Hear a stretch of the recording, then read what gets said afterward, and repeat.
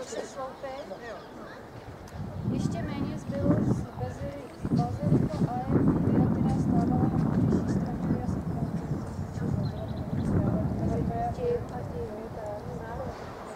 ale ne, já myslím, že je Diasakra. To je tři sloupy, pódium a následně připomínají ten chrám, kostra a spolu jsou dvě dokážou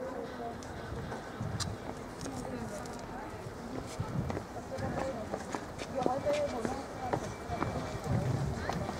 Tři sloupy, tam jsou pódium, to je zasvědčí, a násloupy, to je to nahoře, připomínají chrám Kastora a Polce. Jež byl postaven v 484 před naším letopočtem. Chrám byl zasvěcen synům dvojčatům nymfy Léda a Dia, proměněného v labuť, kteří se zjevili na bojišti u jezera Regiu, aby sjednotili Římany v boji proti Latinům a Etruskům.